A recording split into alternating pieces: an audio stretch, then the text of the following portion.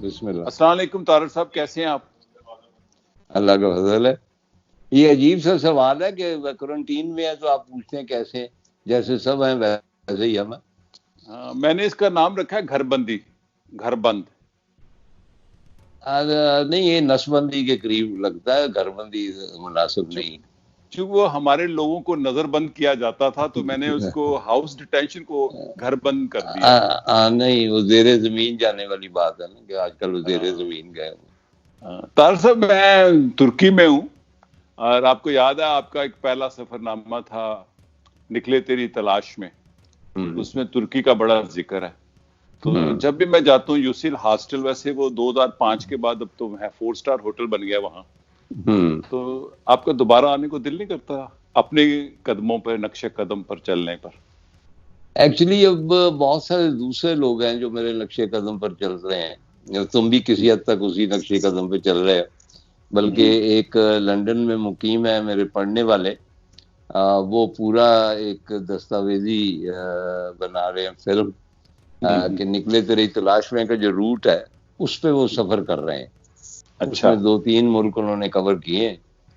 تو مجھ میں اب اتنی ہمت نہیں ہے، جس طرح وہ پرانے زمانے میں جو پہلوان ہوتے تھے نا، بوڑھے ہو کے، تو وہ اکھاڑے کے ایک طرف بیٹھ کے داؤ پیچ سکھاتے تھے. تو میں وہ بوڑھا پہلوان ہوں، داؤ پیچ سکھا سکتا ہوں لیکن اکھاڑے میں اتر کے میں نے اپنا گٹا نہیں توڑوانا. اچھا، صحیح ہے. اچھا طارق صاحب، آپ کے تحریروں میں، آپ کے ناول میں بھی اور آپ کے کالم میں بھی، آپ کے ڈرامے میں بھی جو آپ نے لکھے، یہ زمین سے بڑا تعلق ہے آپ کا، زمین سے.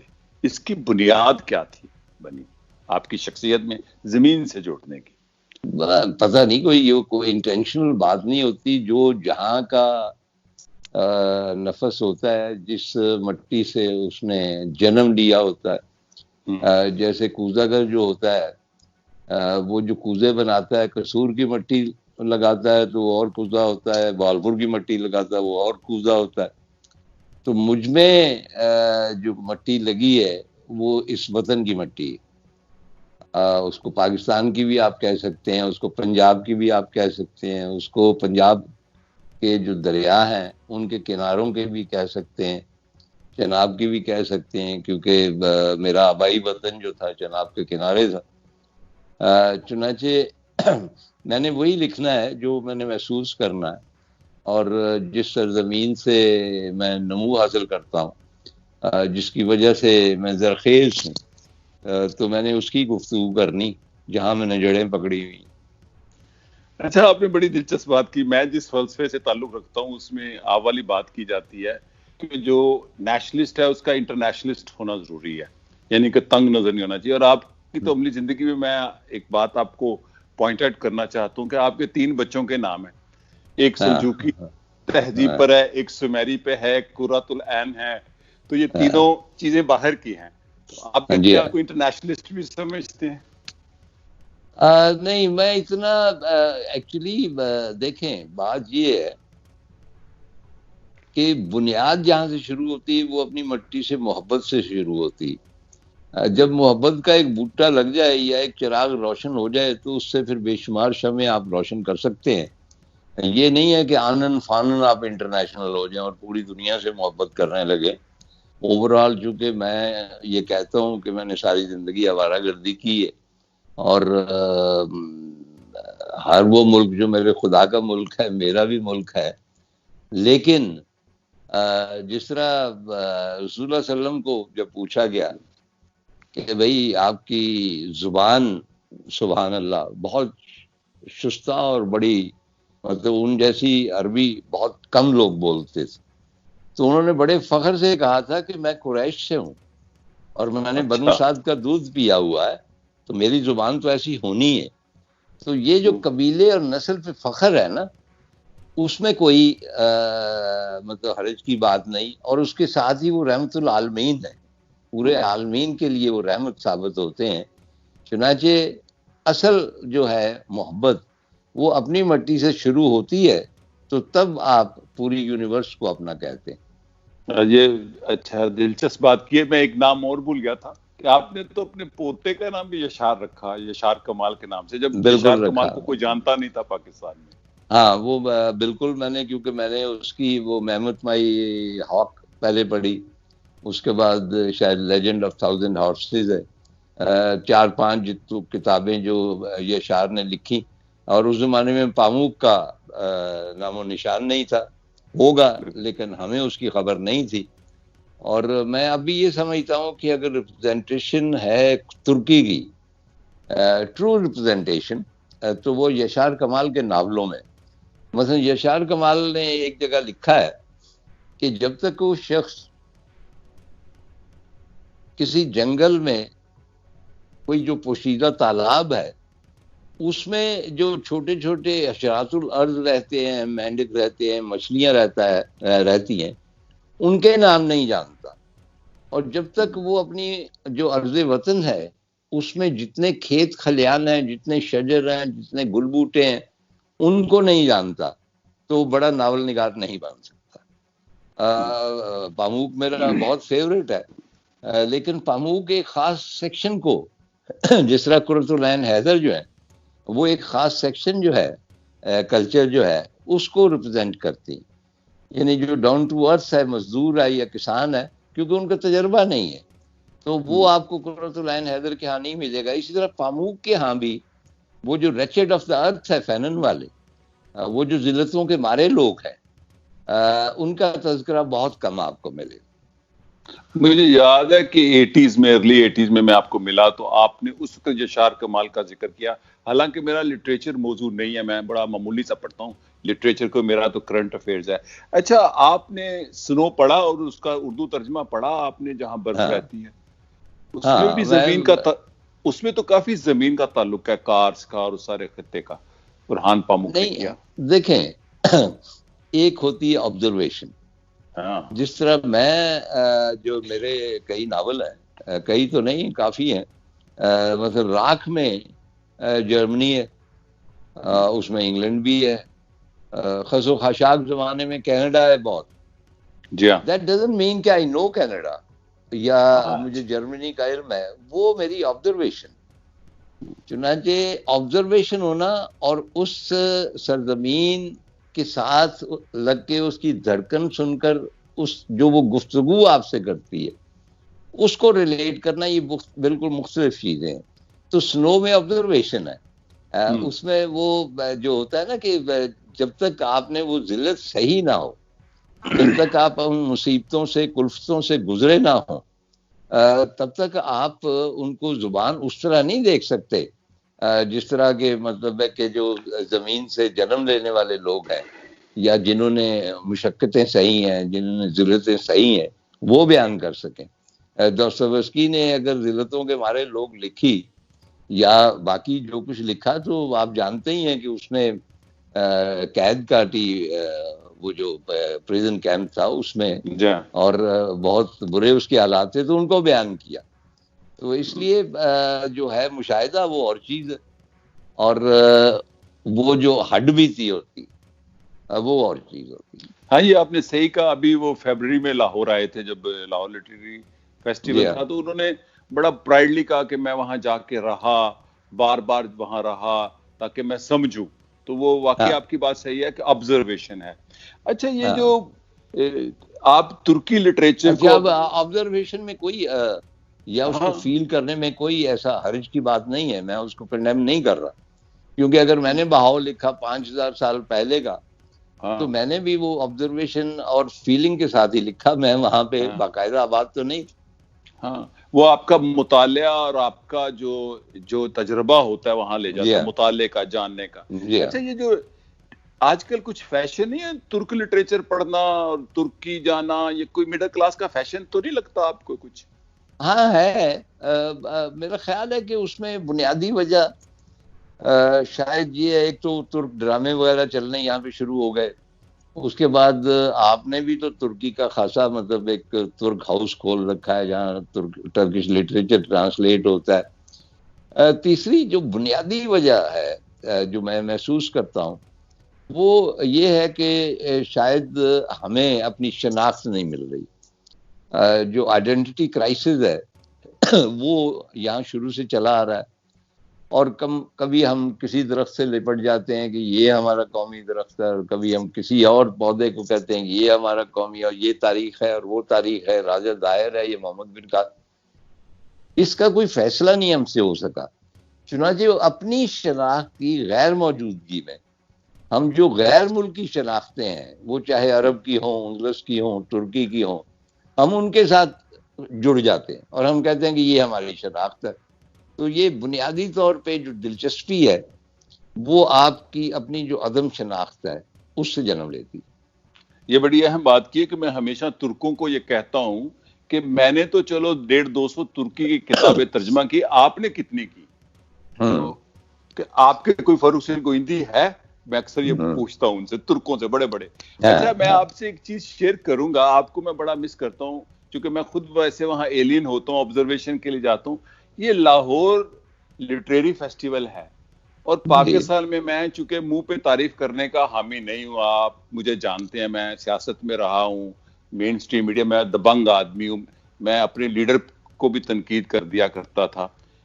تو لاہور تو نامکمل ہے، بلکہ پاکستان نامکمل ہے۔ اگر کوئی نمبر 1 ہی ناول نگار ہے پاکستان میں تو آپ ہیں۔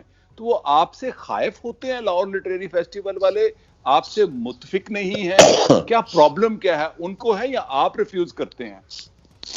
دیکھیں جی، وہ مجھے ذرا مشکل میں ڈال دیتے ہیں اور میں پسند نہیں کرتا۔ میں کونے میں بیٹھا ہوا، مجھے اس کی کوئی پرواہ نہیں ہے کہ کوئی مجھے بلاتا ہے یا نہیں بلاتا، بلکہ میں خائف رہتا ہوں، کیونکہ جن لٹریری فیسٹیول پہ میں جاتا ہوں، اب عمر کی وجہ سے خاص طور پہ وہاں ہجوم بہت ہوتا ہے، ملنے والے بہت ہوتے ہیں، گفتگو کرنے والے، آٹوگرافس والے، کتابیں لے کے۔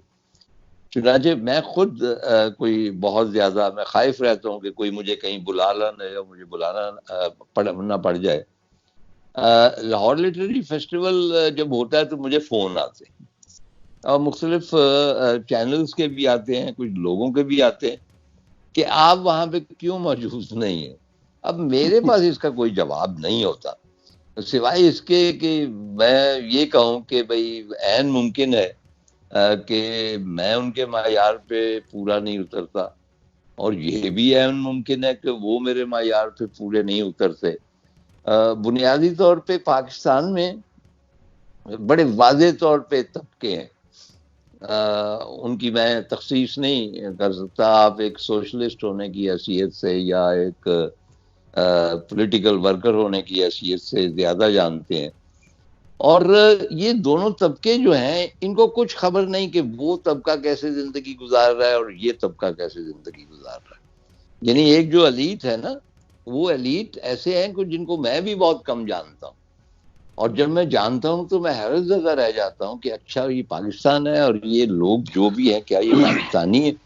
اچھا، چنانچہ اسی طرح شاید لٹریچر میں بھی وہ یہی تخصیص کرتے ہیں۔ ان کے نزدیک میں ایگزسٹ نہیں کرتا، and I don't blame them, کیونکہ ایک رواج بھی بن چکا ہے کہ اگر آپ انگریزی میں ایک ناول لکھ لیں تو آپ مصنف مشہور ہو جاتے ہیں، بے شک وہ ناول جو ہے وہ انسپائر ہوا ہو ہم سے ہی، ہم جو لکھنے والے ہیں اردو کے۔ چنانچہ ایک احساس کمتری بھی ہے کہ اگر وہ ہمیں بلاتے ہیں تو ان کی توجہ جو ہے لوگوں کی وہ ہماری طرف جائے گی، کیونکہ اب میسج کے لوگ، میں پچھلے 25-30 سال سے کہ بھئی سب سے زیادہ پڑھے جانے والا ادیب ہوں، مجھ سے زیادہ کسی اور شخص کی کتابیں فروخت نہیں ہوتی۔ 30 سال سے تو میں جانتا ہوں زیادہ پڑھنے۔ تو وہ جب ہم لوگ وہاں جائیں گے تو اٹینشن ڈائیورٹ ہو جائے۔ ایک اور جو ہے، دو بڑے مین پوائنٹ، میں صرف لاہور لٹریری فیسٹیول کے بارے میں نہیں بات کر رہا، جنرلی، کہ آکسفورڈ والوں نے یہ سلسلہ شروع کیا۔ اوور آل جو ہیں دو مین پرپز بن گئے ہیں۔ ایک تو یہ ہائیلی کمرشل ایکٹیویٹی، آپ حیران ہوں گے کہ ہمارے درمیان ہی ایسے لوگ ہیں جو مطلب مختلف یونیورسٹیز یا ان کے تعلقات ہیں ادھر ادھر شہروں وغیرہ میں، تو وہ باقاعدہ جس طرح ٹھیکیداری کرتے ہیں۔ میں جانتا ہوں جی، ٹھیکہ لیتے ہیں، بلکہ ایک بندہ جو ان کو ٹھیکہ دیتا ہے اس نے مجھے بلوایا کہ میں نے اس بندے کو ٹھیکہ دیا ہوا ہے، تو آپ اس کے سپروائزر بن کے ذرا دیکھیں میلے کو۔ تو میں نے کہا تو یہ تو ٹھیکیدار فیل ہو گیا, آپ نے صحیح پوائنٹ اچھا تو وہ یہ میں بات مکا, وہ یہ کہتے ہیں کہ جناب اتنے پیسے لگیں گے اور اس میں یہ 5 بڑے ادیب آئیں گے, یہ 5 بڑے اداکار آئیں گے, فلاں آئیں گے, اور ان کو بلانا میری ذمہ داری. ایک تو یہ کمرشل اس کا ایسپیکٹ ہو گیا. مثلا ایک لاہور میں بہت بڑا تھا, میں اس کا نام نہیں لیتا, جس میں انہوں نے جو پرومیننٹ 5-6 لوگ تھے ان کو رقم بھی پیش کی. تو وہاں پہ ایک برخوردار تھا میرا جرنلسٹ, تو اس سے میں نے پوچھا کہ بھئی یہ تو سیٹ لوگ ہیں جو کروا رہے ہیں, ان کا لٹریچر سے کیا تعلق ہے؟ تو انہوں نے کہا کہ طاہر صاحب آپ یہ جو اس کا بروشر ہے اس کے اوپر دیکھیں کہ سپانسرشپ کس کس کی ہے. اس کے اوپر کم از کم 2 جو انٹرنیشنل فوڈ چینز تھیں ان کی سپانسرشپ تھی. تو اس نے بتایا کہ یہ فوڈ چین جو ہیں یہ they are owned by these states جو کہ یہ فیسٹیول کروا رہے ہیں. چنانچہ اس فیسٹیول پہ جتنے پیسے خرچ ہوں گے ان کا سارا ان کا انکم ٹیکس بچے گا اس سے. یعنی یہ اس کی کمرشل ایکٹیویٹی ہے. دوسری ایکٹیویٹی یہ ہوتی ہے کہ پبلک ریلیشننگ. مثلا ہم لیز ڈوسیٹ ہے بی بی سی کی, یا ڈلرمپل ہے, یا شرمیلا ٹیگور ہے, ان کو آپ بلاتے ہیں, ٹھیک ہے, وہ پبلک کو ڈرا بھی کرتے ہیں اور لوگ بھی آتے ہیں ان کو ملنے کے. لیکن یہ ہے کہ جب نیکسٹ ٹائم آپ لنڈن جاتے ہیں تو آپ لیز ڈوسیٹ آپ کی پرسنل دوست ہو چکی, ڈلرمپل آپ کا پرسنل فرینڈ ہو چکا ہے. چنانچہ یہ تعلقات بڑھانے کا بھی ایک طریقہ ہے. اچھا ایک بات آپ سے شیئر کرتا جاؤں, ڈاکٹر انور سجاد آپ کے بھی دوست تھے, میرے بھی بڑے دوست تھے. جب پہلا لٹریری فیسٹیول ہوا لاہور میں تو میں وہاں گیا, مجھے ایک بندہ واقف نہیں ملا. پہلی لاہور کی تقریب تھی, میں لاہور میں پرانا ایکٹیوسٹ ہوں, کوئی تقریب ہو مجھے لوگ جانتے ہیں. تو میں نے ان کو جا کے کہا یہ کون تھے, تو یہ کیا ہے, تو میں نے کہا کیا یہ ایکسٹریمسٹ ہیں جو ٹیررسٹ ہمارے ہوتے ہیں زمین سے؟ کہتے نہیں وہ تو پھر زمین سے جڑے ہیں, یہ تو بالکل زمین سے جڑے ہوئے نہیں ہیں. اچھا لیکن ایک جو دلچسپ بات میں آپ کو شیئر کرتا چلوں, یہ سوال نہیں ہے میری کنٹریبیوشن ہے. اس لٹریری فیسٹیول میں میں صرف 2 سیشن اس لیے اٹینڈ کرنے گیا کہ ارحان پامو کے ساتھ طے تھا کہ میں وہاں آ کے ملوں گا. خیر میں, میری بیگم, میرے دفتر کے بچے بچیاں, ہما, مصباح, سب ہم آ گئے. وہاں میں نے جو چیز نوٹ کی کہ ان کے سامنے میں نے اسی وقت کمنٹ دے دیا ریما کو کہ سامنے انٹرنیشنل افیئر کا بندہ بٹھایا ہے, یہاں پہ پاکستان کا ناول نگار ہونا چاہیے. اور میں نے یقیناً آپ ہی کا نام کہا. میں نے کہا میں میرٹ کی بات کر رہا ہوں. دوسری آخری سیشن ان کا سننے گیا, جو مجھے 2 چیزیں میں نے محسوس کی وہ ارحان نے بھی کی, میں آپ کو بتا دوں, کسی نے نہیں بتائی, کسی اخبار میں نہیں چھپی, میرا ارادہ تھا لکھنے کا, کہ سوال کرنا اس ایلیٹ کو بھی نہیں آیا, نہ ان 2 اینکر جو بٹھائے ہوئے تھے پہلے دن والے میں بھی اور آخری. اس نے خود کہا کہ آپ لوگوں سے سوال کرا لیں, اور اس نے کہا کہ آپ کو سوال کرنا نہیں آتا. یہ میں اس سے پہلے پورے حال میں ایک سوال نہیں ہوا جو سوال ہوتا ہے, آپ سمجھتے ہیں سوال کرنا ویسٹ میں جو ٹریننگ ہے. تو وہ جو ایلیٹ ہے اس کے اندر بھی انگریزی اس کو آتی ہے, وہ کتابیں بڑی خرید رہے تھے, لیکن وہ جو کانٹینٹ تھا سمجھ نہیں پائے. دیکھیں میں آبزرور ہوں, میں, آپ نے مجھے کہا کہ میں ایکٹیوسٹ ہوں, ایکٹیوسٹ میں سائیکالوجی جانتا ہے, سٹیج پہ تقریر کرتا ہے. تو وہ جو ایلیٹ بھی تھی نا, اس کا بھی انٹلیکچوئل لیول وہی تھا جیسے وہ ہم ایکسٹریمسٹ کو کہتے ہیں. وہ انگریزی اچھی بول رہے تھے, وہ ناول پڑھ رہے تھے, کتابیں خرید رہے تھے. اور میں نے یہ بات اس کو کہہ دی. اس نے میرے سے پوچھا یہ کیا ہے, میں کہ یہ پاکستان نہیں ہے. کہتا آئی کین انڈرسٹینڈ. وہ سمجھتا ہے, وہ اس کا ایکسپیرینس. یہ آپ کی بات ٹھیک ہے. اچھا طارق صاحب آپ کا جو ناول ہے, اچھا مجھے سوری ابھی یاد آیا کہ بہت عظیم خاتون ہے ارندتا رائے جو ہے, تو ان کا ناول جب چھپا میرا 20 سال پہلے, گاڈ آف اسمال تھنگس, تو یہاں پہ کسی نے ان کو انوائٹ کیا پی سی میں, تو میں نے خبر پڑھی اور انہوں نے کہا کہ جی اوپن ہے ایڈمیشن. تو میں چونکہ میں نے انجوائے کیا تھا ناول, تو میں وہاں پہ چلا گیا.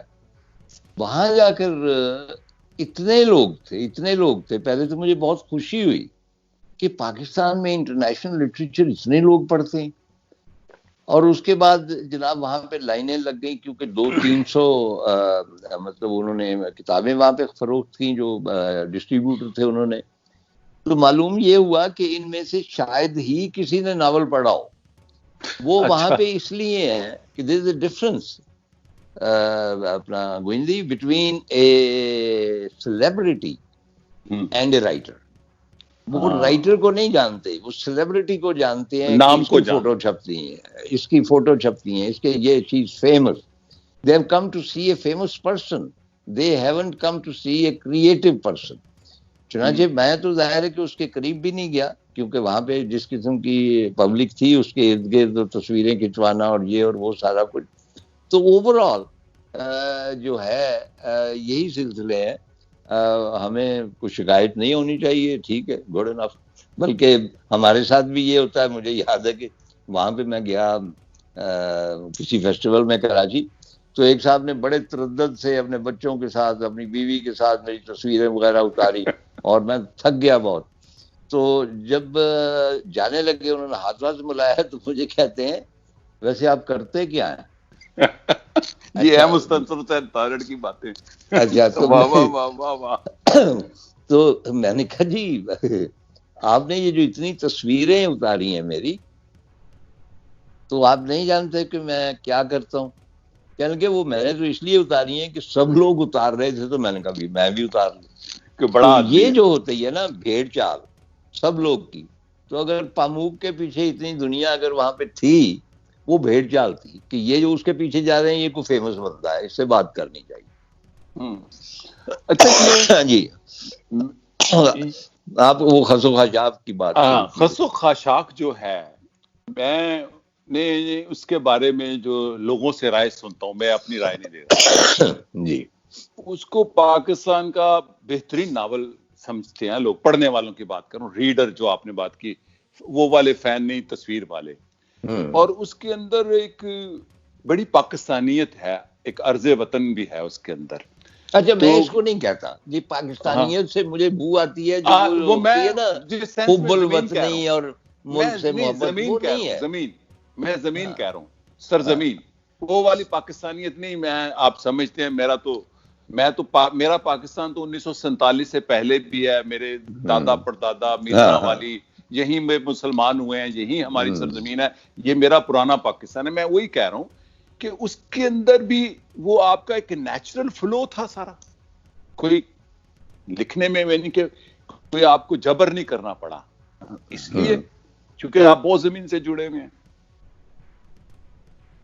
نہیں سوال کیا ہوا کہ اس کے اندر جب آپ جو ناول ہے آپ کا، جب آپ نے اس کو ایک کانسیپٹ تو آتا ہے نا ایز اے رائٹر، تو آپ کا ایک پورا فلو تھا، اوریجنل ہے سارا.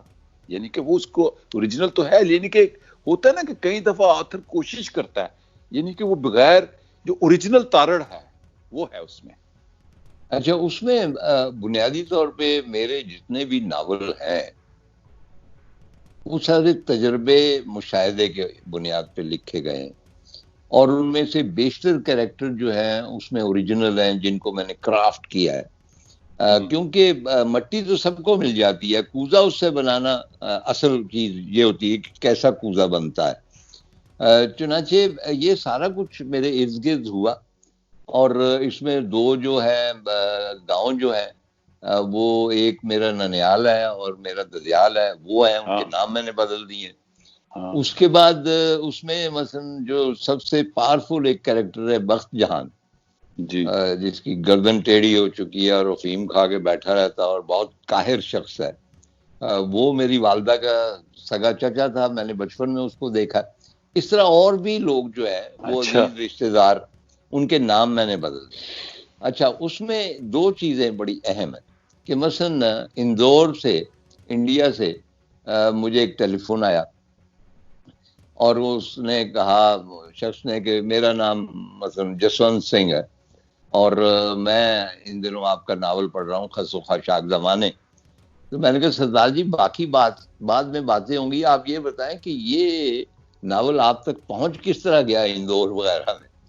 کہنے کہ میں بنیادی طور پہ تریکاں گجرات کا رہنے والا ہوں، اور میری عمر 90 سال ہے. ہم شروع سے ہی عربی اور فارسی پڑھتے تھے. آپ کو پتا ہے کہ بھائی عربی اور فارسی کا رواج تھا, پھر انگریز نے سارا کچھ وائپ آؤٹ کر کے, فارسی کو وائپ آؤٹ کر کے اردو کو رائج کیا تاکہ ان کا جو کنیکشن ہے باقی دنیا سے وہ کٹ جائے وغیرہ. خیر وہ ایک پولیٹیکل ریزنز تھیں. تو مجھے اردو لٹریچر کا شوق ہے, تو وہاں پہ میرے جو دوست ہیں ان کی آل اولاد ہے, تو ان کو معلوم ہے کہ میں تمہاری کتابیں شوق سے پڑھتا ہوں, تو وہ مجھے باقاعدگی سے بھیجتے رہتے. تو میں نے تم سے ایک بات پوچھنی ہے, اور وہ یہ ہے کہ مجھے معلوم ہے کہ تم پارٹیشن کے وقت تمہاری اتنی عمر نہیں تھی کہ پری پارٹیشن جو واقعات ہیں وہ تم نے دیکھے ہوں, مثلا سکھ کلچر کو تم نے ایکسپیرینس کیا ہو, یا باقی جو کچھ ہے ان دنوں جو 1930s کا پنجاب ہے, یہ تم نے کہاں سے لیا ہے سارا کچھ؟ تو میں نے یہی کہا, میں نے کہا جی وہ آبزرویشن ہے, کچھ پڑھا یہ وہ سارا کچھ. کہنے کہ نہیں, یہ تو ہڈ بیتی مجھے لگتی ہے. اچھا ہاں, تو میں نے بلکہ انہوں نے بڑے کامنٹ دیے, بیدی کا تذکرہ کیا, بلونت کا کیا, میرا بہت اچھا موازنہ بھی انہوں نے, ان کی مہربانی. خیر تو بالآخر میں نے ان سے یہ بات کی, میں نے کہا کہ اس کے اندر جو کریکٹر ہیں وہی اس کا جواب ہے. تو مثلا جو بخش جہان ہے وہ ایک جگہ کہتا ہے کہ جاٹ جو ہے یا کاشتکار ہے جو ہے اس کا کوئی مذہب نہیں ہوتا سوائے زمین کے. تو جو کاشتکار ہے اس کا بنیادی مذہب جو ہے وہ زمین ہوتی ہے. آپ کو پتا ہے کہ ساہیوال کے قریب 2-3 سکھوں کے چک تھے, بعد میں ان میں سے بڑے بڑے لیڈر بھی ہوئے. تو انہوں نے کہا کہ اگر مذہب بدلنے سے زمین ہمارے پاس ہی رہتی تو کیا فرق پڑتا. تو انہوں نے مسلمان ہو گئے کیونکہ زمین ان کے لیے امپورٹنٹ ہے. تو میں نے کہا کہ ہمارے بھی جو آباء و اجداد تھے آج سے 100-200 سال پہلے وہ سکھ تھے, اس کے بعد وہ مسلمان ہو گئے. تو مسلمان تو ہو گئے, انہوں نے مذہب بدلا, اپنی خصلت نہیں بدلی, اپنا کلچر نہیں بدلا, کیونکہ وہ بدلا نہیں جا سکتا. کلچر تو زمین کا ہوتا ہے نا, مذہب چینج ہوتا رہتا ہے, ہر سرزمین پہ مذہب چینج ہوتا رہتا ہے, کلچر کبھی چینج نہیں ہوتا. کلچر ایران کا اب بھی وہی ہے جو پرانے زمانے میں تھا, عرب کا بھی وہی ہے, ہمارے ہاں ہندوستان کا بھی وہی ہے. تو میں نے کہا کہ یہ جتنے بھی کریکٹر ہیں جو سکھ کریکٹر ہیں, اس میں جو پھوپھی نور بھی ہے اس کو میں نے بلونت کور کا نام دے دیا, یا جو چاچا قائم دین ہے اس کو میں نے سون سنگھ بنا دیا, لیکن ڈپیکٹ انہی کو کیا ہے. اس لیے آپ کو شائبہ ہوتا ہے کہ یہ کریکٹر سکھ ہیں. یہ سکھ نہیں ہے مسلمان, لیکن جس سرزمین سے تعلق رکھتے ہیں یا جو ان کا کلچر ہے, جو ان کے آباء و اجداد کا ہے, وہ ان میں چلا آ رہا. چنانچہ ایک تو یہ ہے کہ میں, چونکہ مجھے پتا ہے کہ ہمارے گھر میں جو ماحول ہوتا تھا کہ جو پرائرٹی ہوتی ہے زمین کی, زمین کے ساتھ جو محبت ہے اور زمین کے ساتھ جو لگاؤ ہے, وہ میرے اندر ظاہر رچا بسا ہے. تو ایک آخری بات میں کروں گا, بلکہ 2 باتیں کرنا چاہتا ہوں. اس میں ایک کردار ہے صاحبہ کا, بس جہاں کے گھر ایک لڑکی پیدا ہوتی ہے اور وہ ہے قدرت کی طرف سے وہ ہے ڈیفارمڈ ہے. ہاں جی. تو اور اس کا آگے وہ کریکٹر چلتا ہے اور اس کے بعد جو بھی ہے. تو مجھے کسی نے پوچھا کہ یہ آبزرویشن کہاں سے آئی, تو یہ کچھ عرصہ پہلے کی بات ہے, 20 سال پہلے کی بات ہے. تو مجھے فون آیا, سمن آباد گرلز کالج کی وہ تھیں, پڑھاتی تھی خاتون. ان کا جی میری بیٹی ہے وہ بچپن سے ہی پولیو کا شکار ہو گئی, تو وہ آپ ہی کی کتابیں پڑھتی ہے, تو آپ سے ملنا چاہتی. تو میں نے کہا جی ٹھیک ہے آپ لے آئے اس کو. تو وہ لے کے آئے. تو جب میں گیا ہوں گیٹ پہ بیل ہوئی, تو میں نے دیکھا کہ وہ انہوں نے اس خاتون نے اس بچی کو اٹھایا ہوا, she couldn't walk or anything, اور وہ اس میں بھی نہیں بیٹھ سکتی تھی, ویل چیئر میں کولیپس کر جاتی. تو اور اس کے ساتھ ہی اس نے اشارہ کیا بچی نے کہ کوئی چیز تم بھول گئی, اس نے کچھ کہا. تو وہ گئی ہیں پیچھے, کار پھر کھولی ہے, اس میں ایک بوکے تھا. تو بوکے اس نے اپنی باہوں میں یوں کر کے, اور وہ جب اس کو لے کے آئی ہے تو اس نے بوکے مجھے پیش کیا اور کچھ کہا جو میں نہیں سمجھ سکا. آپ جان سکتے ہیں کہ میری کیا حالت ہوئی ہوگی اس بچی کو دیکھ کے, اور اس کی بہت شکل والی بچی تھی. تو وہ جب آئی تو میں اس کے ساتھ بیٹھا رہا, تو ایک عجیب بات اس نے کی جو میں نے جوں کی توں لکھ دی. کئی لوگوں نے اس کے اوپر اعتراض کیا. تو میری بیگم میمونہ نے, آپ جانتے ہیں ان کو, تو میمونہ کے سامنے ہی تو میمونہ نے ان خاتون کو کہا کہ انہوں نے کہا کہ اس کو رات کو درد بہت ہوتا ہے, یہ سو نہیں سکتی, ٹرینکولائزر وغیرہ اس کے اوپر اثر نہیں کرتے, اور بہت یہ اذیت میں رہتی ہے, اور ویسے اس نے بہت پڑھا ہے, کیپیبل بہت ہے, اس کی شکل بھی اچھی تھی. تو میری میمونہ نے میری بیوی نے سجیسٹ کیا کہ آپ اس کو عبادت کی طرف اگر رجوع کریں تو شاید کچھ سکون مل جائے اس کو. تو اس نے کہا کہ نہیں, یہ اس طرف مائل نہیں ہوتی. اچھا. اور جب میں نے انسسٹ کیا تو اس نے مجھ سے کہا ہے کہ آپ کہتی ہیں کہ میں اس کا شکر ادا کروں, تو آپ بتائیں کہ میں کس چیز کا شکر ادا کروں, یہ جو اس نے مجھے بنایا اس کا شکر ادا کروں, کیا چاہتی ہیں آپ؟ تو میرے پاس اس کا کوئی جواب نہیں تھا. چنانچہ اس میں جو انٹرسٹنگ بات تھی کہ اس کی ماں سمجھ رہی تھی کہ وہ کیا کر رہی ہے, وہ اس کی ظاہر ہے کہ اس کی اسپیچ جو تھی ٹھیک نہیں تھی, لیکن with the passage of time میں اس کی اسپیچ کی ردم کو سمجھ گیا. اچھا. اور جب وہ جانے لگی ہے تقریباً 1 گھنٹے کے بعد, میں نے اسے پیار بیار کیا, کوئی اپنی کتاب دی, تو میں اس کی بہت ساری باتیں سمجھ رہا تھا, عام بندہ نہیں سمجھ سکتا تھا. یہ اسی طرح ہی ہے جس طرح آپ پرندوں کی باتیں بھی سمجھ سکتے ہیں. پرندے بھی ایک خاص لہجے میں چہچاتے ہیں, اگر آپ غور سے سنیں تو آپ کسی حد تک مفہوم تک پہنچ سکتے ہیں. اس کے بعد وہ کبھی کبھار مجھے فون کرتی اور عید کے روز یا میری برتھ ڈے پہ, اور وہ فون پہ اسی طرح بات کرتی تھی اور میں سمجھ لیتا. اس کے بعد مجھے یاد نہیں کہ میں پہاڑوں پر گیا ہوں, واپس آیا ہوں تو میری بیگم نے کہا کہ جی وہ اس کی ماں کا فون آیا تھا, اس کی ڈیتھ ہو گئی. اچھا. تو اب یہ کریکٹر جو ہے یہ مجھے بنانے نہیں پڑے, یہ کریکٹر ایگزسٹ کرتا ہے. وہ یہ ہے, وہ میرے مشاہدے میں آئے. اسی طرح 80% جو اس کے کریکٹر ہے, مثلا امیر بخش کا کریکٹر ہے مین, وہ میرے والد صاحب کا کریکٹر. میرے والد صاحب گجرات سے لاہور پیدل آئے تھے. وہ ان کا کریکٹر ہے, اور جو انسیڈنٹس ہیں وہ ان کی حیات کے ہیں. تو وہ اب میں آخری بات کرتا ہوں کہ فاروقی صاحب آئے ہندوستان سے, شمس الرحمان, تو ان کے ناول جو ہے وہ بھی بہت پسند کیا گیا. کئی چاند تھے سر آسماں. تو ہماری ملاقات ہوئی تو وہ کہنے لگے, میرے یہ خس و خاشاک کا حوالہ دیا انہوں نے, تو وہ کہنے لگے وہ میں پڑھ رہا ہوں. تو ناول ان کا ایک اپنا خاص انداز تھا کہ یہ اپنے آپ کو پڑھواتا ہے. میں نے کہا جی میں نے کہا آپ کی مہربانی. تو پھر انہوں نے کہا کہ اس کا موازنہ ہو رہا ہے میرے ناول سے. اچھا. ہندوستان میں. تو میں نے کہا فاروقی صاحب موازنہ مطلب ہے کہ آپ کہاں اور میں تو بالکل معمولی ایک لکھنے والا ہوں, لیکن موازنہ ہو نہیں سکتا. اور اس کی وجہ بنیادی یہ ہے کہ آپ کا جو ناول ہے وہ ایک مٹ چکی تہذیب جو ہے دلی اور لکھنؤ کی, اس کو اس نے ڈسکرائب کیا ہے, جو قدیم زمانے ہے. اور میں نے جو ڈپکٹ کیا ہے وہ آج کا پنجاب ہے اور اینشنٹ پنجاب ہے 1930 سے اب تک.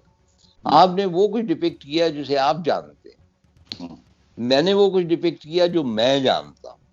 اس لیے اس کا موازنہ ایز سچ نہیں ہو سکتا. یہ بہت ڈفرنٹ لیولز ہیں ان کے.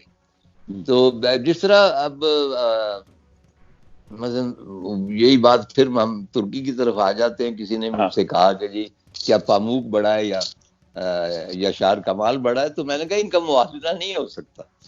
یہ اپنے اپنے سفیر میں یہ بڑے ناول نگار. بڑی اہم بات آپ نے کی, واقعی نہیں ہو سکتا یاشار کا اپنا.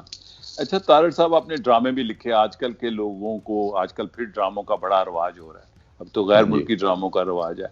میں نے بھی دیکھے ہوئے آپ نے ٹی وی پہ نشریات بھی کی.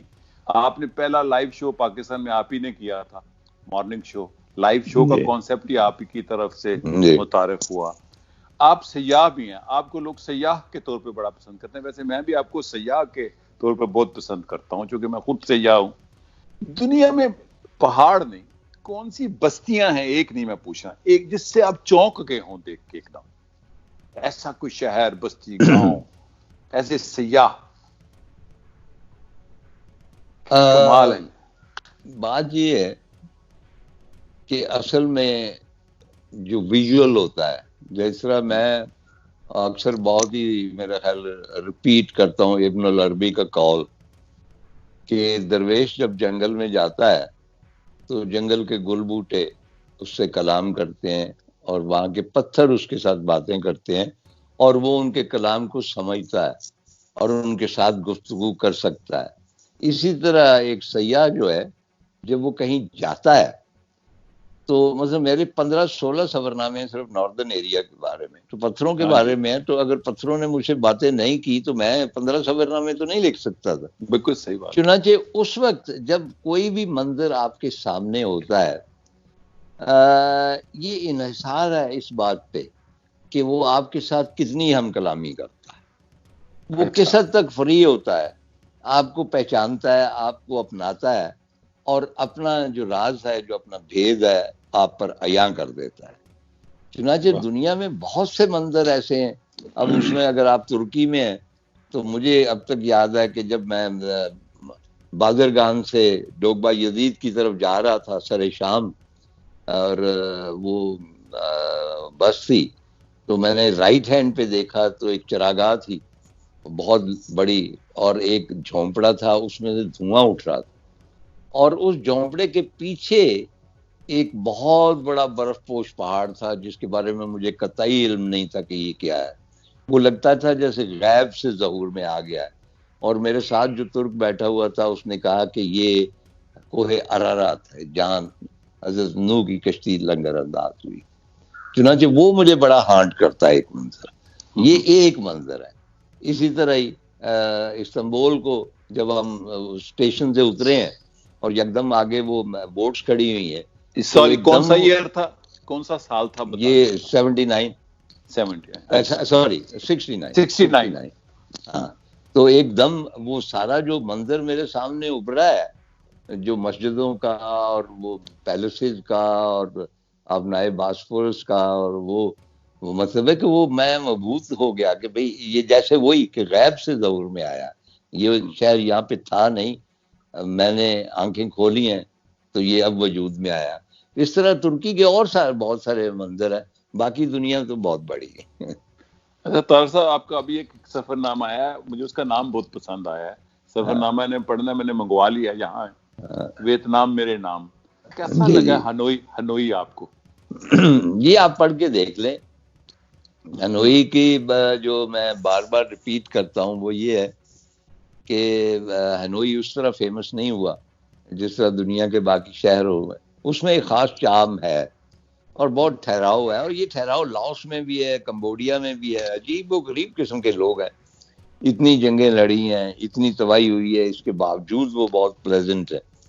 اور جو پازیٹیو بات جو میں بار بار ریپیٹ کرتا ہوں وہ یہ ہے کہ میں نے تو لکھا ہے نا کہ ہنوئی اپنا جو ویتنام وار ہے وہ ہماری جوانی کا سب سے بڑا رومانس.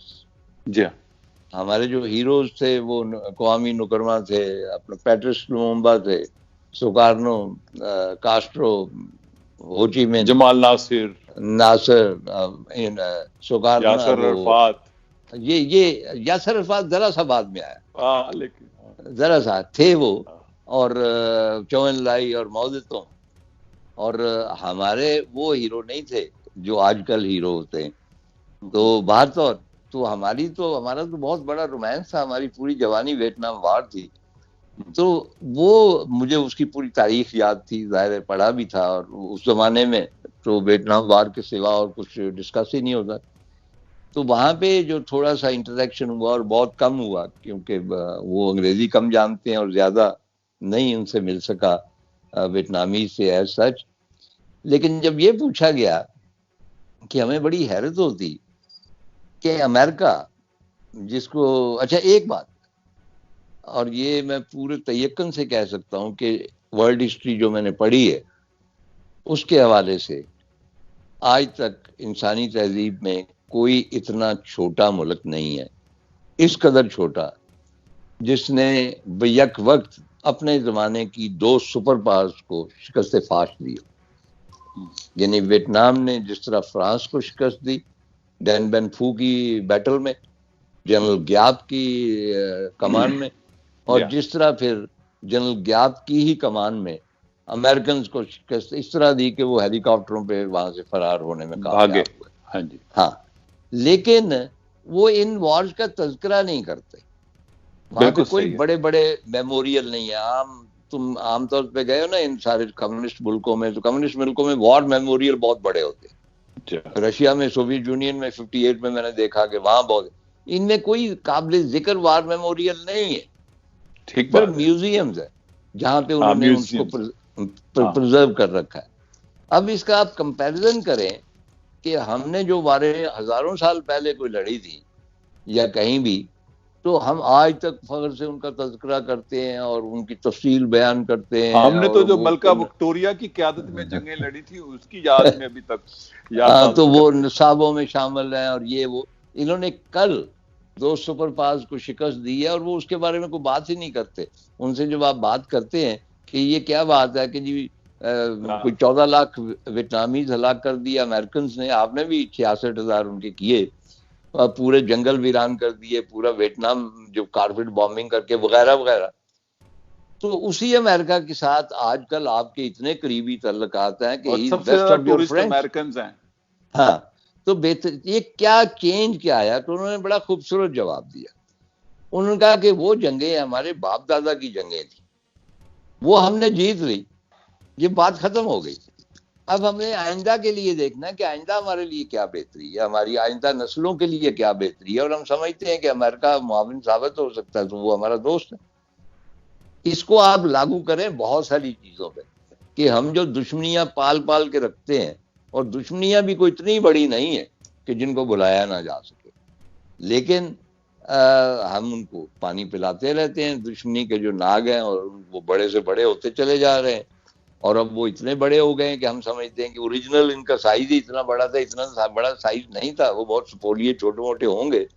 چنانچہ ہمیں ویتنامیوں سے یہ سیکھنا چاہیے کہ ہمیں کل کی جانب دیکھنا چاہیے، جو گزر چکا ہے کل اس کو وہ بھول جائیں.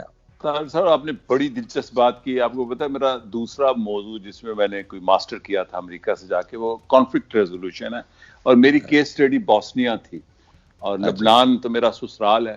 یہ جتنے 3 اور ویتنام بھی میں گیا تھا 2015 میں شاید گیا تھا یا 14 میں.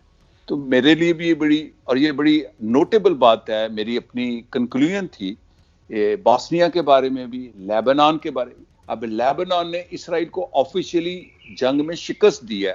ان کی وار منسٹری نے کہا ہے کہ ہمیں ملیٹریلی شکست ہوئی ہے. چھوٹی قوم ہے، 4 ملین، لاہور سے بھی کوارٹر سے بھی کم ہے. یہ جو چھوٹی قومیں بڑی سلطنتوں کو شکست دیتی ہیں، اصل میں وہ بڑی قومیں ہوتی ہیں. اور ان آپ تینوں کو دیکھ لو، بوسنیا چھوٹا سا ملک ہے، لیبنان چھوٹا سا ملک ہے، ویتنام ایک چھوٹی سی قوم ہے. تو یہ اپنا پرائیڈ جنگ کا نہیں بناتے. یہ مستقبل میں آپ نے بڑا نقطہ ڈھونڈا، یہ ماضی میں نہیں رہتے جنہوں نے جنگیں جیتی ہوتی ہیں. یہ صحیح کہا. اچھا طارق صاحب، آپ کا وقت بڑا قیمتی ہے، اور میرا وقت نہیں قیمتی، میرا گلا بڑا قیمتی ہے، وہ بیٹھ رہا ہے. تو اس لیے زیادہ آخری سوال کرتے ہیں. آخری سوال آپ میرے سے کر لیں، چلیں میرے سے کوئی سوال کر لیں. آپ مطلب ہے کہ مجھے ایٹ ٹائمز محسوس ہوتا ہے کہ آپ پنجاب کو بھول گئے اور ترکی آپ کے زیادہ اندر سما گیا. میری زندگی کے 3 خواب ہیں، اس میں سے ایک خواب آج آپ کو سنا دیتا ہوں سیاحت کا. تو وہ آپ نے سوال پوچھ لیا، واہ واہ، آپ تو واقعی آپ تو صوفی ہو گئے ہوئے ہیں. میں نے اپنے پرسوں ایک دوست کو کہا کہ میری زندگی کا پرانا خواب ہے، وہ پورا کرنا ہے کہ پنجاب کے گمنام قصبات دیکھنے ہیں چھوٹے، اور اس کے لیے میں نے 3 سال لگانے ہیں. تو میں نے نہیں، آپ کو اتنی ضرورت نہیں. آپ ایک تو پیار کا پہلا پنجاب پڑھ لیں،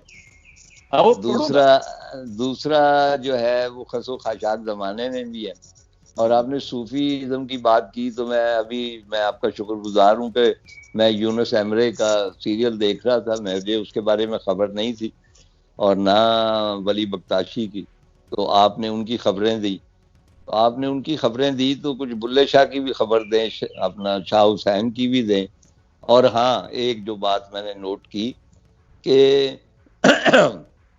یہ میری آخری بیان ہے جی کہ جب میں پڑھ رہا تھا اپنا دیکھ رہا تھا یہ سیریل، تو اس میں یونس ایمرے کی پوئٹری کے ترجمے وہ دہرا رہا.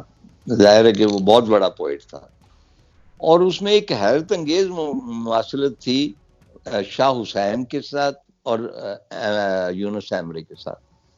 کیونکہ شاہ حسین کا بھی جو مقطع ہوتا ہے نا، اس میں شاہ حسین اپنے آپ کو چھوٹا ثابت کرتا ہے کہ شاہ حسین جلاہا سو آہا، جو آہا نگیشن سو کرتا آہا. ہے، ہاں جلاہا تھا نہیں، وہ ہاں مجبور تھا، نگیشن کرتا ہے نا. نگیشن کرتا ہے. یا شاہ حسین نمانا یا شاہ حسین وغیرہ. ایمرے بھی جب نظم کہتا ہے تو آخر میں وہ کہتا ہے کہ یونس بیچارہ، یونس مسکین، یونس بے آسرا تم سے یہ کہتا ہے. یہ ایسا عجیب و غریب میں نے دریافت کیا ان دونوں کے درمیان ایک ایسی ربط ہے، اور صوفیوں کے درمیان ربط تو ہوتا ہی ہے، لیکن آئی ڈاؤٹ کہ بھی ایک دوسرے کو جانتے تھے. اور یہ ربط کیا ہے، کس طرح یہ قائم ہوتا ہے، اس کے اوپر بعد میں بات کریں گے. بہت بہت شکریہ. آپ بات نہ کیجیے گا، لیکن میں آپ کو ایک بات بتا کے اس ویڈیو میں شامل کرنا چاہتا ہوں.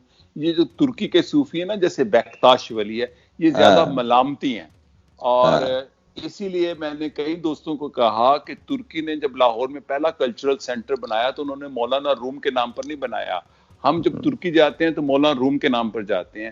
انہوں نے یونس ایمرے سینٹر بنایا کہ وہ اپنی زمین سے جڑا ہوا تھا زیادہ، کیونکہ وہ آپ افغانی کسی کو کہہ دیں نا مولانا رومی تو وہ کہتے ہیں مولانا بلخی ہیں وہ. تو شکریہ آپ کا، بہت مہربانی، آپ نے بہت وقت لطف نکالا، آیا اور بھائی، اس کو ہم شیئر کریں گے آپ کے چاہنے والوں کو اور آپ کے ماننے والوں کو. بہت مہربانی، بہت تھینک یو. شکریہ. خدا حافظ.